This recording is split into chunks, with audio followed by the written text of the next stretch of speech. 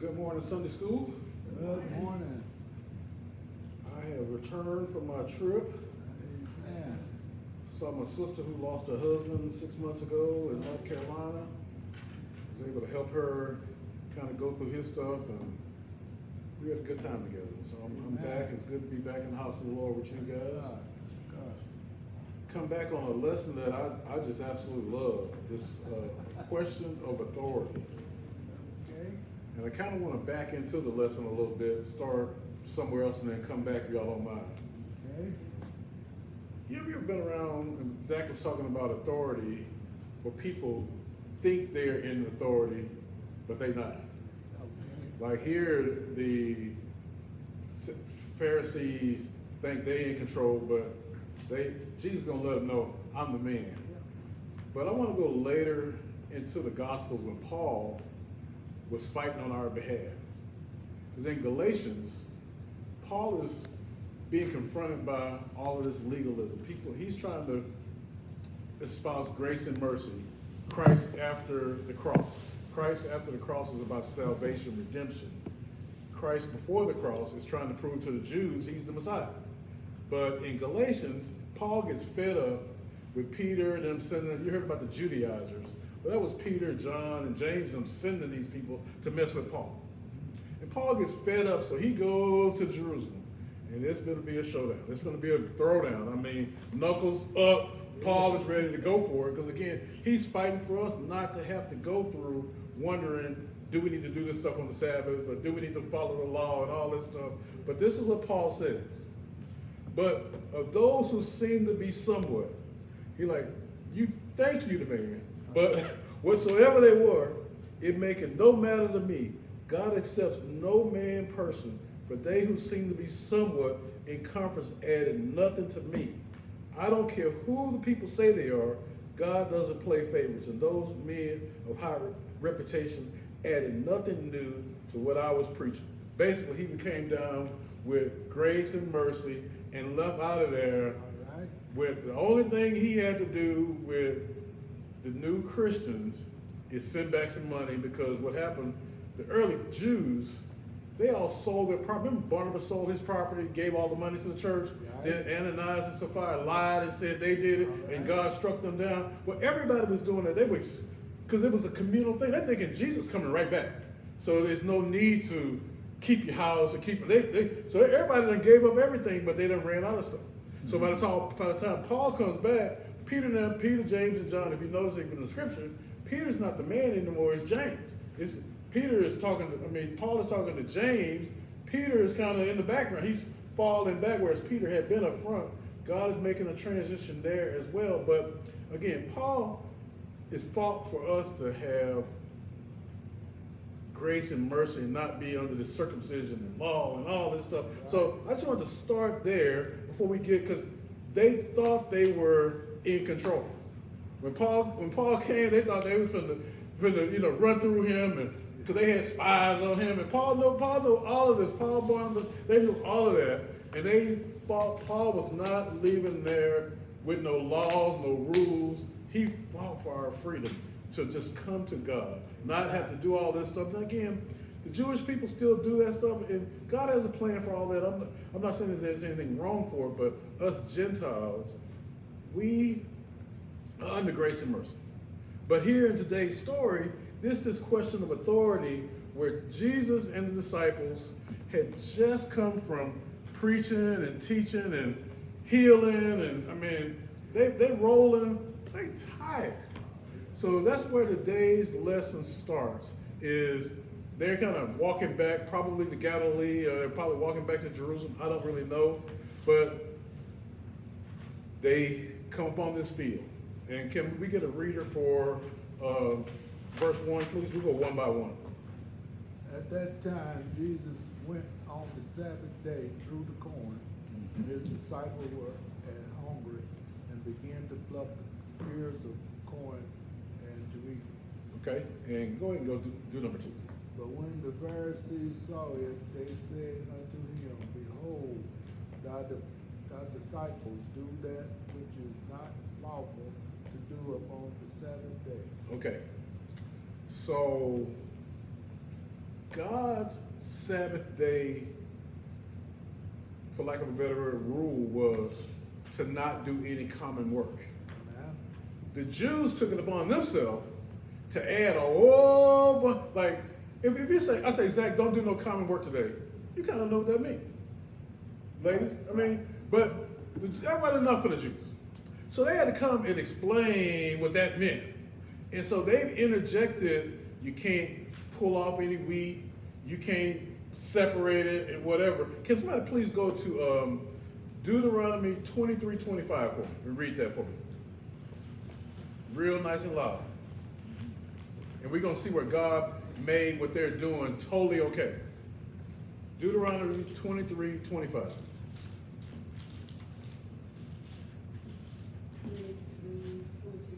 Yep. When thou comest into the standing corn of thy neighbor, then thou mayest pluck the ears with thine hand, but thou shalt not move a sickle until thy neighbor standeth corn. So basically what God is saying, if you are hungry any day, you can go in a neighbor's vineyard or whatever, grab some grapes, and what he's saying, don't go in there with a machete whacking down a whole bunch for the whole week, but you can get your handful. Right. And that's what the disciples are doing right here. They went in and they got what they needed to satisfy their hunger. I mean, no big deal. I mean, and if you remember in Ruth, remember Boaz and Naomi, the gleaning and all that stuff, and so that was a normal thing for landowners to leave some extra for situations like this. And one of the things I want to bring to our attention that might not be just really apparent is Jesus and them is walking back from, again, preaching and teaching and healing. Yes. And they had some field, and these jokers is watching them. Yeah. I mean, kind of like the Judaizers with Paul. I mean, Paul just got fed up with that. I mean, look here. I go into a city, I turn them into Christians, and then y'all come back and add all these rules saying faith in Christ is not enough. You got to do this. You got to be circumcised. You got to do. I mean, so Jesus is they just chilling. It's a Sunday, yeah, but hungry. Later on, we're gonna see that he's gonna pull in a situation where David did the same thing. Now, David, a man. He can get away with anything. He also gonna bring up times where priests are working on Sunday. Oh, y'all, that's fine, but it's a problem for us. But anyway, anybody got anything they want to say about that? Well, down in our third paragraph down there, it tells when the Pharisees saw this event, they immediately condemned Jesus. One might wonder why the Pharisees were even with the Lord. Thank you. Yeah, because they're looking for something. I mean, when you know, I remember having a girlfriend, when I looked for something, oh, I found it. I didn't might be able to find it, but I mean, if you go looking, you're going to find. I mean, again, but they trying to create something, because again, what they're condemning Jesus for is not God's rule. Again, God say don't do any common work on Sunday. You figure that out what that is. No, they came back and amplified and tried to explain what God said by adding all this stuff. Yeah. And one was like when they plucked the corn, that was a sin. When they winnowed it in their hand, that was a sin. When they blowed it to get the shaft off, that was a sin. And when they ate it, that was food preparation. That was like, man, golly. I did all that just by, I mean, again, it just shows how they were.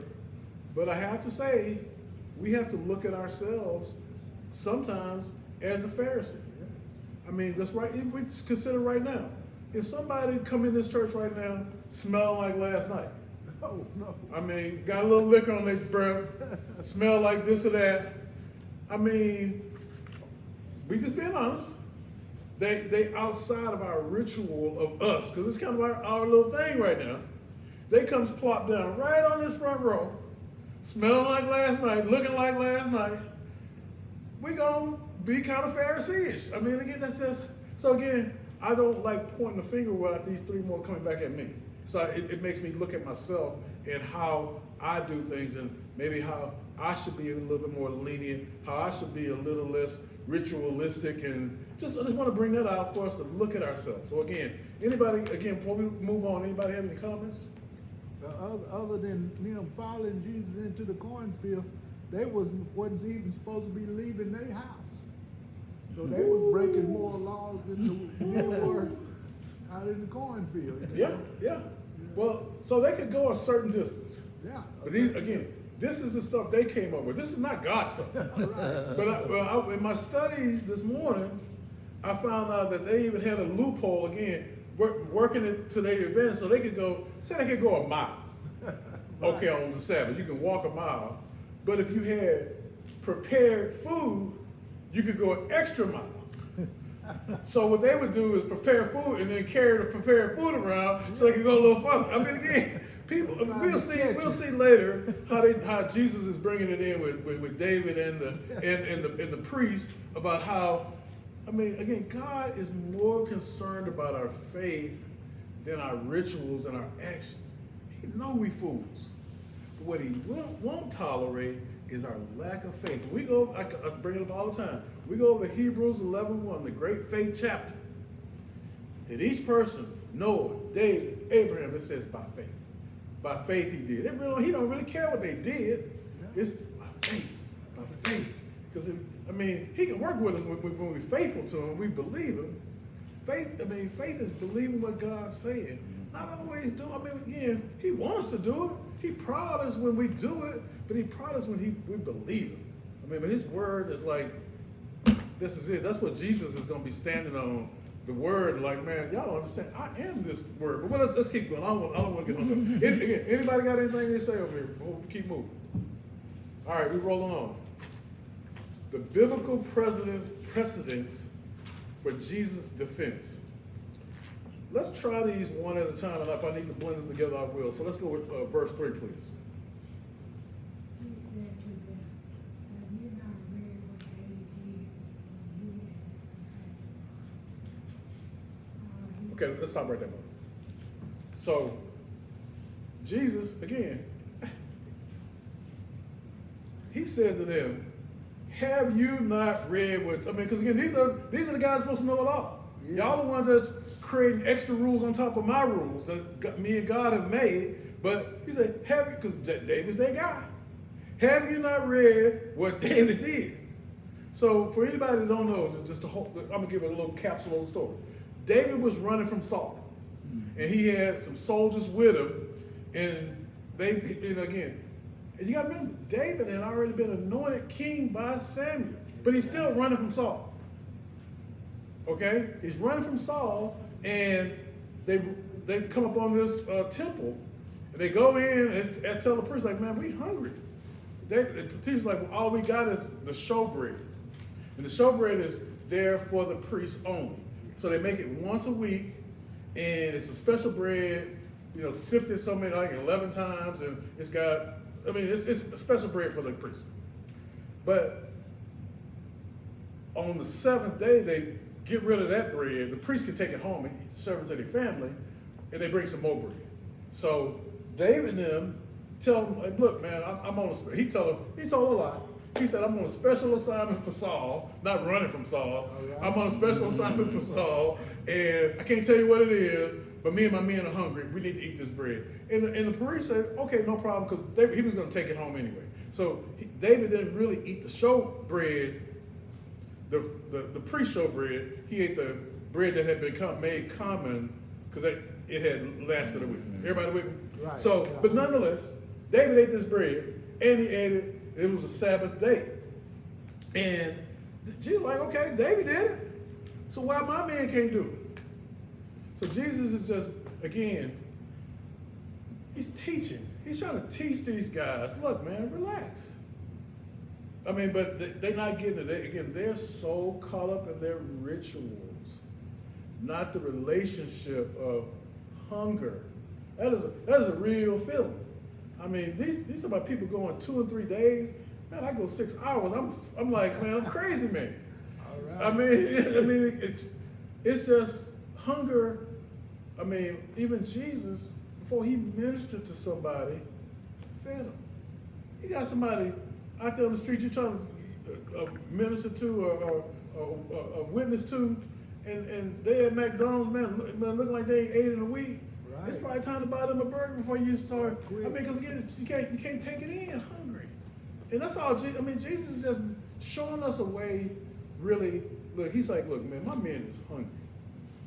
I mean, they've been again doing good out here preaching and teaching and healing and all that, and they walking home. So, but again, that's what he shows the David reference, and then let's move to the next one, and I'll take comments. Number 4.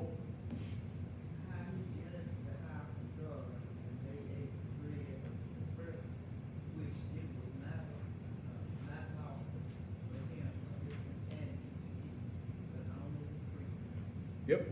So again, like I said, it was the showbread. I mean, this is the bread in the temple that is set aside for God's representative, which is a priest. And David ate it. Now, Jesus like, look, David did it. Anyway, questions, comments?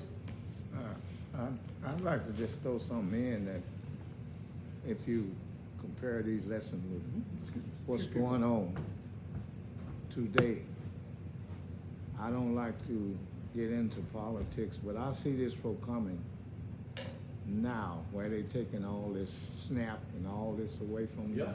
Do you know sometimes the only meal these kids get is when they go to school? Exactly. Yeah. I mean, it's like in the summertime, they keep these programs going. Keep 'em going. Because they want to keep kids on a consistent eating schedule. 'Cause again, how are you going to learn? You sit up in class hungry, your stomach growling, you know how kids are. If my stomach growling, they messing with me. I mean, you know, it's that whole thing. That's right. And it's no compassion. No comparison. Just like these Sadducees, these Pharisees, no compassion that the men are hungry. I mean, just ask yourself, how am I when I'm hungry? I say all the time, I should be able to cure all murders and rapes, because all you got to do, the person that's about to do it, is say, how would you like somebody to do this to your mother, your sister, your niece? Well, why are you doing it to somebody else's? All right.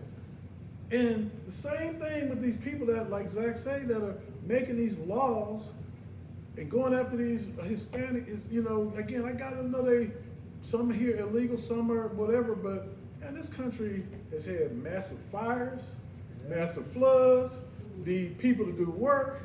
We ain't the one no more. I don't know where y'all gonna get them, but these are the people that are willing to do that work. Amen. That's right. And y'all running them off. And most people, I mean, these people are just trying to be providers for their family.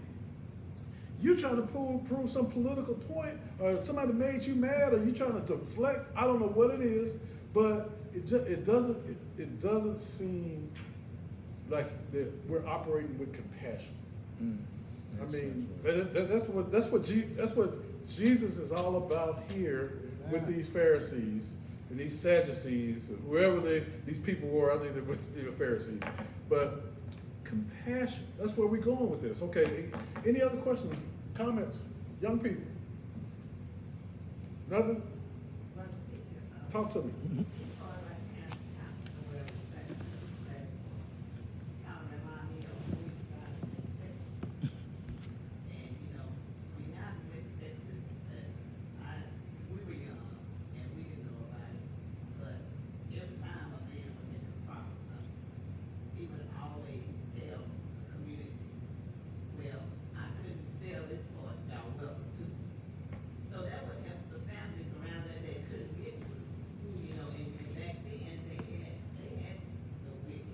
Yeah. But still, going out there and picking fresh leaves and corn and stuff made you thankful that you had food on your table when other kids didn't. Right. Like those in the city, they wasn't getting what we was getting because we was in the country. Yeah. And if a guy said, well, I got some potatoes over there, I can't say it. Yeah. Cabbage, whatever, Yeah. you know? That's And the that was a given. meal for us, but nowadays, these kids don't wanna eat that kind of stuff, you know?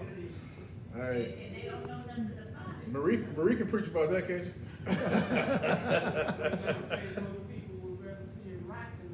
Give it away, that's right.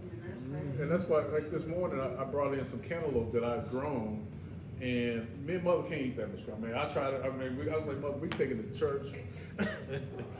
We take it to church. We gave Marie one the other day. I got another bag for you guys if y'all want it, and I got some more for you guys. I got a new one coming up tomorrow. Marie, it's all yours. Got your name on it. Well, we got some in the community that do that. Yeah. The other day we were surprised. Yeah. I had, a neighbor down the street, brought us a walk. Yeah. Yeah. Said he couldn't sell them. Yeah. Said he didn't want them to go bad. So he gave everybody in the community one of them. I mean, that's the compassion that Jesus is talking about today. I mean, that's what in Deuteronomy God set up when he said, look, I don't want you to go pillage somebody's field, but if you hungry on a Sunday, you want to need a couple grapes or a banana or whatever, go grab what you can get. Not come through with a machete, with a wheelbarrow. That's not, but and again, but you can't even do that these days. People try to give away stuff, boy. People just, man, they think they got the only house. I mean, not thinking about the next person. It's all about me, and that's how we drive down 485. All this crazy driving. It's like it's all about me. Okay, I was watching this morning. My mother was in front of me in her car, and this car got up on. I mean, it was way back, and she ain't going super fast. I said, people just don't think that could be my mother. I know they going a little slower, but maybe they have a condition. It's just I got to do 90 because it's my right to do 90. I mean, it's just crazy. But anyway, anybody else got anything? Talk to us, Marie. Say, also, when the eggs started going up, it was high. We had a neighbor in the community say he was giving away. Yeah. He came up to my house and gave me some and said, anybody else? I said, you've been all around. Cause he'd been in a driving and I was trying to get away. He had a lot of eggs. Yeah.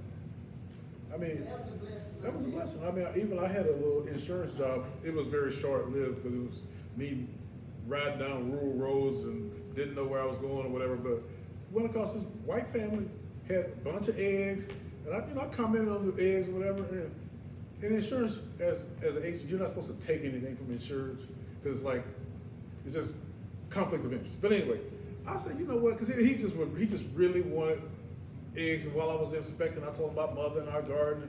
So I brought home some eggs, and those were some of the best eggs. I mean, I'd never had fresh eggs. I mean, I'm not the fresh person, but anyway, it's just good to know that people are still helping people. All right. And again, that's what this lesson is about. Jesus trying to show these Pharisees and these Sadducees and these folks, look, I know God has come up with the 10 Commandments. I know he's given rules and Exodus and all of that, but you can supersede those in times when it's important to think about the person. Think about like the flood that just happened. And say that happened on the Sabbath day, and these people can't get no water, nothing, but there's this store that's closed, but they can see the store, and do they break in and get water and get food? No, the community wouldn't mind, or do they say, oh, it's a Sabbath, can't do it, I know I'm starving, I know I'm thirsty. I mean, it don't make no sense. So it's not so much that rules are made to be broken, but in this particular case, this wasn't even God's rule. This was a rule they made up. God's rule said, no common work on Sunday. On the Sabbath, you figure that out what that is to you.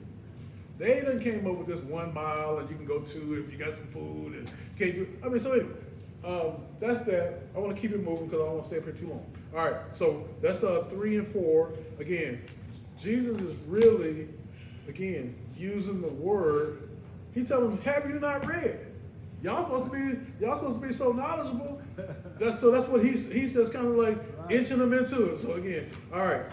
And before we move on, last opportunity for questions or comments on that particular section. We good? Yeah. All right. Let's do these last 3 one by one. Have you not read in the law that on the Sabbath day, the priests in the temple break the Sabbath and yet are guiltless? Yep. And on the King James it says blameless. So again, anytime in the Bible that God repeats himself, he really trying to lay it down. Didn't in the last verse he say, "Have you not read?" Ain't he back now saying, Have you not read? Okay, because he's letting them know. Y'all supposed to be so high and mighty. Let's talk about the priests in the temple. They working. They are sacrificing animals. They cutting blood. They doing all this. That's work. That is work. And y'all see again, you're making exceptions for who you want to. Kind of like what this administration is doing when the farmers say, "Hey, we ain't got nobody to pick the fields. Oh, we're gonna stop the ice. We're gonna stop the ice raids on the fields." I mean, it's sort of selective. You know, it's just all this. It's a tariff today. It's a tariff. No tariff tomorrow. I mean, it's just crazy. Nothing is consistent. I mean, y'all remember a time when somebody had a government job? It was security. I mean, these young kids don't even have a Department of Education. Not that they know what that is, maybe they do. But I'm saying that was a department that made sure books and stuff happened for schools and made sure teachers and got what they needed. I don't know what they do, but I know it was a Department of Education. It seems like it's been around forever until this fool decide he don't want it no more. I am in the insurance business. This is the last year they're gonna have FEMA. Oh. Let's see when FEMA was developed. So, in the insurance business, in the 1920s, insurance companies took flood coverage out of insurance policies. Way back in the 20s. So, the United States, we flush with cash. You know, we got plenty of money from slavery. We done have 200 years of free labor. These companies, everybody got money. So if there was a big flood like Kerrville, the government would just go in and pay for it. All the way from the 20s all the way up to the 60s, we were like that. Then we got in this little war called Vietnam. Blowing money on nothing. And now the United States is not flush with this cash no more. And then we still got these natural disasters. So that's when FEMA was developed to have a way to pay for natural disasters. That's a short story of how FEMA came about. And so 1969, 70 to 2025. I ain't saying it's perfect, but you know that if there's a disaster declared, FEMA can come and help the city. Now, did they do New Orleans right? No, they didn't. I mean, but you know, if it's you know Jacksonville, Florida, here they come. But New Orleans, because guess who there? But you know that's in play. But with all of that, they still gonna come and help pass out some money, get some money going. Somebody has decided that's not necessary. So we're gonna see. But just like the lack of sirens and the lack of this and that down in Kerrville, that's gonna be everywhere. Everywhere. Just watch what I say. But again, I don't want to get too political. Anyway. Yeah, that's the truth. It's the truth. That's, you know, again, but again, back to, I love what the title says, mercy over ritual. And that's what it's about is, do I feed somebody or do I try to give them the word? We can do both, but it's probably an order, and God is He's not in a rush for us to say his name. He's not in a rush for us to say, do you love Jesus? I mean, I've had people, I was somewhere, and it's like, it just offended me. Do you love the Lord? I'm like, when you don't know me? I mean, and that's not a question I have to answer to you. That's a question I have to answer to him. But it was just the way, you know, and say again? That's the way she said. Yeah, it's way, I mean, because it was just the way I was just like, you know, had I not been a believer, I would have been way turned off about it. As a believer, I was turned off. Let's just let the truth be told. It's, you know, it's even like, and I'm not trying to disparage anybody, but the mean old church lady that's mean to kids just because they've gotten old enough to be mean to kids. I had that in my life as a kid. I mean, I love something Pastor Anderson said in Houston.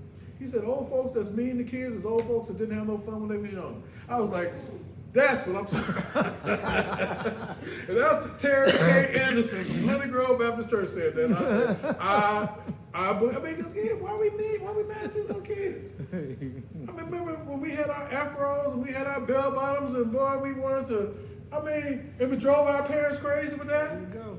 You know, when Jackson 5 was on and we couldn't turn that record off. I mean, But we don't be mad at these kids for I mean, do I understand the hair and the nails and all? I don't understand it. Saggy britches. I don't understand it, nor do I like it, but I'm not gonna prejudge. Let me say this, let me stop. I'm in church. I'm trying not to prejudge. I mean, I gotta work on this, but this is what this lesson is about. Working on your rituals and becoming more merciful. And then looking not just at look at them Pharisees, and not checking yourself. All right. You know, I remember when I was a little kid, if I didn't come into church with a suit on, but I'm like these kids now, I got some just pants and shirt. I mean, it's not how I come to church, it's that I came to church. I see these young people sitting there looking at me like, okay, that old man might have something to say. You know? It's all good. But no, seriously, we gotta understand other people. And not this, it's my way or the highway, you know. And I'm telling you, these young people got something to say. Just like in the 60s, we had something to say. 70s, we had something to say. Black and I'm proud. I'm black and I mean, we heard that one, boy, we was ready to go. All right. I mean, you couldn't tell us nothing because we had just come out of this times when we fighting just to sit at a lunch counter. We fighting just to get out the green. We don't have to get the green book out. We see a hotel, we can stop there. I mean, we were fighting to get out of all of that. And it was a little bit of it. Man, we black, we proud. We come. But I don't know how I got over there. So let me get back to this. Right. All right, let's go with anybody have anything, again, like I was talking about, Jesus is repeating, again, emphasizing to the Pharisees, because he really let them know on the sly, I know this book, okay? Have y'all read? Because I got it, you know? That's basically what he's saying. He gonna do something I call chin checking here in a second, but let's go here. Okay, verse 6. Anybody have anything on 5 before we go? You got anything on 5? Hey, I ain't messing with you, bro. It's all good. Verse 6, please. But I say unto you, that in this place is one greater than the temple. Woo. That's the mic drop. All right. Probably went right over their head. But I say unto you that in this place is one greater than that temple y'all love so much. The temple was fashioned after me. Remember when they were putting the temple together and say, fashioned after something not made with hands in heaven? Jesus is the ultimate propitiation, the ultimate sacrifice. But he just kind of like, hey, I know there's one greater than the temple in this place. He's like, I'm that person. I'm that person that Abraham, Daniel, Isaiah, Zechariah, all of them prophesied about. Yes. Psalms. Again, that's why he kept saying, have y'all not read? So he was setting them up for the mic drop.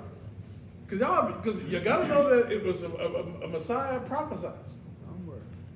Ain't no doubt about it. Read Daniel. Read Jeremiah. Y'all are the Pharisees. Y'all got this. Y'all supposed to have this. And he right here. The one that was prophesied is right before you. He said, that in this place, one is greater than the temple. That's what he's saying. If you didn't catch it, that's what he's saying. Anybody got any comments? What that brought to my mind when you said one greater than the temple is here is that when you're talking to someone, make sure you try to listen to whatever they're saying. Yeah. And it says in the Bible, be careful to entertain strangers because some have entertained angels unaware. And they just didn't realize that Jesus was their Savior of the whole world.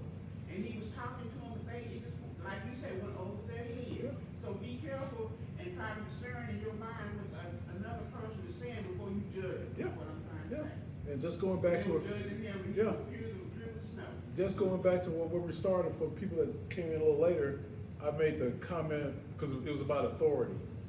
And I made the comment about how we've read about the Judaizers, and when Paul is spreading the gospel, and the Judaizers were sent by Peter, James, and John, checking Paul and them out. And Paul just got tired of it and said, look, I'm going to go into Jerusalem and confront these guys, let them know that we're not doing no circumcision. We're not following no law. We're not doing the temple thing. We are going under grace and mercy. So when Paul went to confront them, he called them those who seem to be somewhat. And what he's saying is, y'all used to be the thing, but y'all ain't the thing no more. I'm the thing. Because Paul spent 3 years with Christ in Mount Sinai, the same place Moses got the Ten Commandments. Paul spent 3 years one-on-one with Christ, the risen Christ. And we got to understand. Think about this. This Matthew is before the cross. Paul is after the cross. The before the cross, Jesus is trying to prove to the Jews, I'm the Messiah. Now, them fools killed him, didn't believe him. Even though he fulfilled every prophet's prediction, he did it, killed him. But after the cross, it should be something extra and different and new. We got redemption, never heard of, if you study, never heard of redemption, salvation, none of that is blood. And I ain't even thought about the blood, and then I'm gonna get out of here. Because I was like, what made Jesus' blood so strong? Why, how can his blood cover all of our sins? I thought about the Immaculate Conception. That was Mary and God. So that blood is God's blood. Now I say, oh, now we cooking with hot grease. I mean, not that I didn't believe it, but I'm like, okay, I know that's Jesus, but that's God's blood. That's saving us, that's washing us, and that when God look at us, he see Jesus. Jesus covering us up with the blood. Now, I mean, even at 62 years old, it's just starting to make sense. But again, back to, so as we read the Bible, understand pre and post cross. I'll give you another one, I think it's Matthew 10, where this is how to prove that Jesus' earthly ministry was not to the Gentiles. And I'm not hating, but he came for the Jews. He said, but in Matthew 10, he told the disciples, we're going to get right now, Matthew 10:4, he said, do not go to the Gentiles. But then later on in Matthew, after the cross, he told them, take heed and spread the word over the whole world. It's just you got to understand the Bible and where they're at and who they're talking to. I mean, that's why they mention Jew and Gentile so much. He's trying to say, like that time I say, all men stand up, men stood up, women stood up, because he wasn't talking to them. You got to understand, I mean, so don't try to put yourself in everything. Sometimes it's just a step back and look at it though. And this is today's lesson. He's talking to the Pharisees. That's Jewish leaders. But we can still learn, because again, the examples of us having such rituals that we can't accept somebody new. That's why I walk down the aisle and say, I'm a Jehovah's Witness. I'm sitting on the front row. We all gonna be kind of a little different. Am I right or wrong? Am I right or wrong? I mean, it is nothing wrong. I mean, we have our ways. Yeah, I mean, that's what I'm saying. These Pharisees had their ways. Jesus wasn't going with it. It's even like after this situation with the corn, the next situation was the withered hand, and it was the blind guy. And in my study, I believe the Pharisees set Jesus up with these people to see if he would heal, because Jesus got compassion for people. Right. And so they trying to set him up to fail. Jesus ain't worried about that. I mean, he know his destination. He know they're gonna kill him. I mean, he told Peter, look, you're gonna deny me 3 times for tomorrow. I mean, he know what's going down. Mm-hmm. And so, but they said the man with the withered hand. When I was studying, I was like, the man got a withered hand. Like a man, somebody here got a withered hand. Mm-hmm. And you just tell him to hold your hand up. The man got a withered hand, can't hold his hand up. But when God tell you to do it, whoop! Yes! I mean, and that's kind of when God tells us to do things in our life. Man, we gotta know that he meant for us to do it. He meant for us to do it. Let's finish these up, so I'm not gonna keep y'all here all day. All right, okay. All right, so I'll just read 7 and 8 and get us out of here. But if ye had known what this meaning that one greater is in the temple, I will have mercy. and not sacrifice, ye would not have condemned the guiltless. Let me read it over in NRSV. But if you had known what this means, I desire mercy and not sacrifice, you would have not condemned the guiltless. I want somebody real quick, go to Hosea 6:6. Should ask you that before I read it. I got some bad old vacation Bible. Anybody here in vacation Bible school? Y'all still have that? What happened to the vacation Bible school? Well, that was a requirement as a kid. Summertime, you could goof off all you wanted, but them 2 weeks of vacation Bible school, young people, we had to be there. Hosea 6:6. I don't have my phone. For I desire the mercy and not sacrifice, and the knowledge of God more than burnt offering. So Jesus just off the rip, just quoting scriptures. That's the same thing. I'm gonna read mine and you read yours again. This is Jesus, verse 7. But if you had known what this means, he's talking about this, what Hosea said. I desire mercy and not sacrifice. Read Hosea 6:6. For I desire the mercy and not sacrifice, and the knowledge of God more than burnt offering. See, he's saying, I desire mercy, not y'all's rituals and this stuff. Man, love people. Them people are hungry that's eating that. It ain't like they got a machete out there cutting down all the grain. They just eating what they need.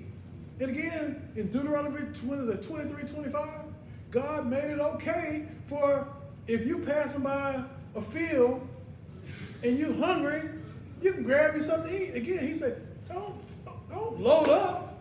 I mean, if you got getting enough for you and the kids, you understand. But it's kind of like manna from heaven. He told them what? You better eat what you can today. On Saturday, you can get a double portion because Sunday you're not supposed to mess with it. But other than that, it was going to be, one preacher I was listening to said, manna was like Krispy Kreme donuts. I was laughing so hard, I'm like, man, you so crazy. But, I mean, he said it was good. Supposed to mix that quail in there with it? Shoot, man, you was cooking with high grease. But anyway, so Jesus he is sliding this stuff in, but like I always say, class, we have to study to show ourselves approved. Not read the Bible. This is not a novel. You got to slow down. And you saw them quotation marks. That means he's quoting something. What is he quoting? Again, I'm not smart, y'all. I use my computer, copy, paste, search it for me. Oh, that's it. Make me look smart, but man, I just thought, because again, in today's time, we can time shift stuff. Like I watch 0 TV live. Football games start on Sunday, start at 12. I'm recording, but I'm reading the book from 12 to 2. Start the football game at 2, skipping all the commercials, skip halftime. I finish at 3 o'clock with everybody else. All of my friends know, don't call me, don't comment on anybody, but I watched the game in an hour. And now I built 2 hours of extra knowledge time. I might go cut the yard, I might do whatever. I hate commercials. Yeah. So, and the same thing with my studying. You think I'm gonna count? I wanted to know how many times Jew and Gentile was mentioned. I think it was 96 times in the Bible. Gentile is like 80 something. You're not gonna sit there and count it? Google. How many times was Jew? I ain't got time for that. But I want to know. And you can get the information. Man, that's a great thing about this age. And I give the old folks a lot of leeway that was trying to preach this word, barely know how to read. We came out of slavery, or even in the 60s. Our pastors weren't the most, it wasn't all this doctor, bishop, all this stuff with all these titles, apostle this and all these names. And I guess they'd have been to college, I don't know, but they sound smart to me. But I'll tell you what, I put on some old preaching, some old 60s preaching. They might not have no Google to figure it out or whatever. Them girls had the Spirit of the Lord. And again, less distractions. I mean, wasn't all this TV and phones ringing and everywhere you go and all that. It was, you could really focus, have a conversation with somebody. Now it's like, whoop, whoop, whoop, whoop, gone, microwave. Mama trying to learn the air fryer. I'm like, look. I said, Boy. hey. But I asked her one day, this is, she's 90, I call her 93, she said, ain't there yet. She's 92 in 7 months. What is the biggest invention in your lifetime? Cause we were talking about this moment we walked. You know, cause I call a pond, she called it a tank. And then Steve called it, he called it a tank, and that made her right. But anyway, I asked her what the biggest invention of her lifetime, and she said it was the microwave. Out of all the stuff, I mean, you know, just, you know, but it is, I said this morning, I said, Mother, you have seen a lot. She said, I have seen it all. Yes.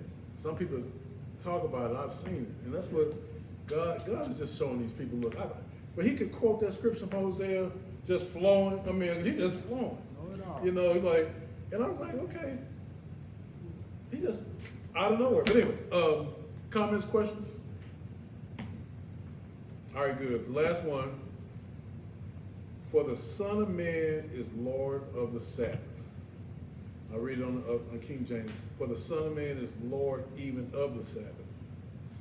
And he's saying, I'm over this. I made this. This thing is not going to control me. And again, the title of that section 3 says it all. Mercy over ritual.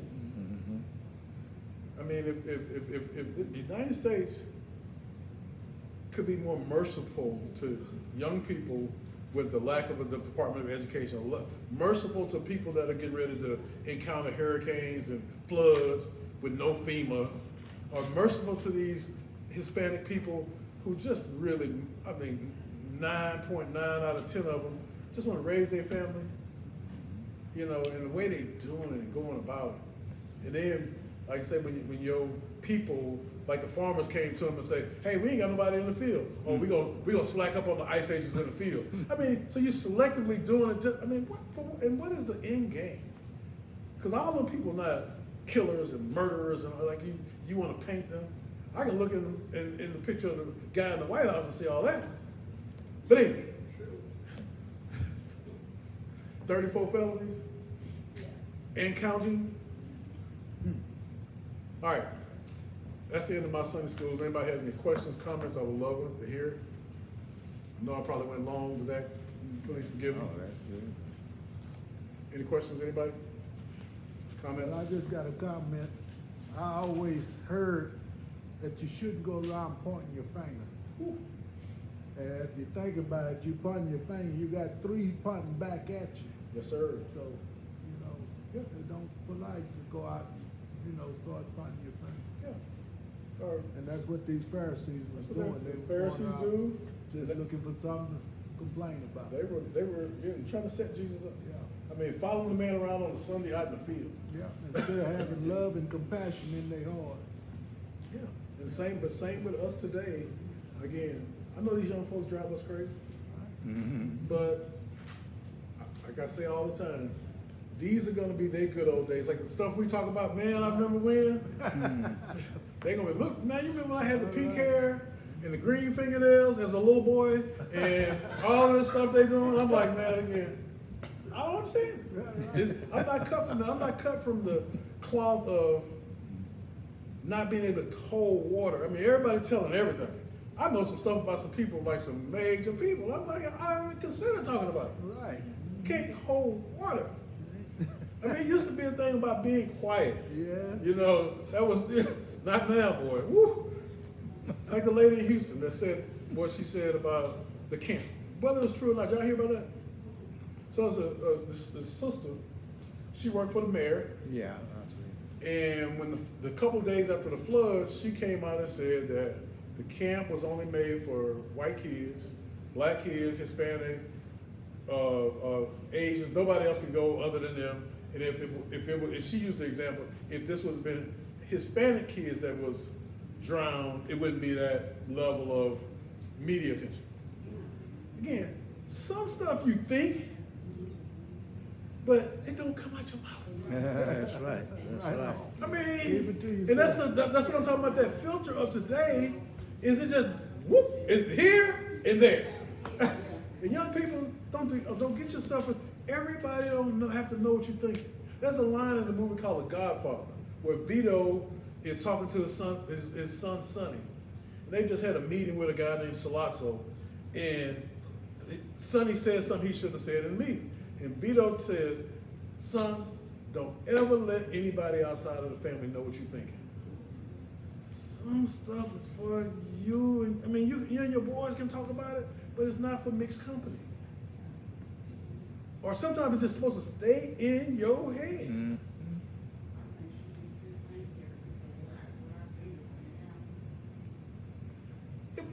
It just, Was there in the dark gonna come to the light? And Yeah. they've had this for years, nothing but white folks and Spanish or whatever. That's- That was wrong. well, what's wrong with it? They I mean, should- my everybody thing, should've been included. but that's, if Brought out what everybody was thinking. the most segregated place in America right now is the church every Sunday morning. Let's keep it. That's what they call it, white church, black church. And, I mean, and if you got something you don't want me to, guess what? I don't want to be there. All right. I don't care. Amen. I don't run around trying to make myself included in stuff that you don't want me. Hey, it's all good. I mean, there were things like our civil rights movement was for our ability to be included. We got this whole integration thing which divided us. They didn't get divided, we got divided. All right. The best of our communities went to their communities to try to compete so we could hang. And it weakened our community. Yeah. Perfect play. Well, as young people call it the playbook, what's it called, run that play? That's what y'all call it now. Well, they ran their play on us. I'm trying to be hip. But they ran a play on us. And we fell for it. Because our communities, with nothing else, we were strong. All this we was talking about, helping each other. If Zach had the tractor and I had the labor, we could mix up and do some work together. Money didn't have to be exchanged. The dentist might need the electrician. Y'all exchanged. That's how we were. I lived in Atlanta for 28 years, and there was a street called Auburn Avenue where black people, it's gone now. I mean, trying to come back, but man, we worked together. I read the stories of these guys, man. I'm like, man, starting national insurance companies, starting, just all kind of businesses amongst us. We didn't need them. Problem is, when we get our stuff together, we get Black Wall Street, we get Rosewoods, they come and tear it up because we surviving without them. We don't need y'all. So let them have a Mystic Valley or whatever. So that's what I'm saying. I don't care. I mean, again, y'all want to do y'all thing? Hey, you go right ahead. Well, I feel that way too, but I was just saying that I figured all, Yeah, white folks. it was. I mean, Yeah, I prefer my own. I mean, it's not even so much that, but it's certain things. I mean, if a clan meeting, if y'all don't want me, guess what? I don't want y'all either. We even Steven, I promise you that. Hey, anybody got anything else to say? Rosemary, you always have a good comment to go. Sister Fanny, say again. You got another day? I was trying to think of something for mercy over ritual or traditional. And I thought about when we have repasts sometimes and we're going to serve the family first. Yeah. And sometimes people come out and they say, oh, I haven't had anything to eat today. So yeah, have mercy and give it to them. Yes. Yeah. That is a great analogy and example. That's what Jesus is doing here. It's like, look, that's what when David went to that church, or that priest, like, man, me and my man is hungry. I know he told a lie. But again, what God is saying that, man, sometimes you got to do what you got to do to get what you got to get. And it's not that little lie he told that he was helping Saul when he was running from Saul. Who's it hurt? Who's it hurt? I mean, I'm not condoning it, but I'm just saying that's what they say. Mercy over ritual, mercy over quote unquote the right thing. Again, I've worked hurricanes and storms where I've seen people breaking in stores in the neighborhood because they're out of power, the store is closed, and the store is full of food. And it's sometimes that's just, you know, the story ain't gonna get made right. He gonna get made right. He's gonna get made right. So anyway, Sister Fan, oh, she left. Okay, so again, I'm gonna shut it down here. I know it's time for church. Let you have it back, Zach. All right, thank you. Great job, great job. Great job.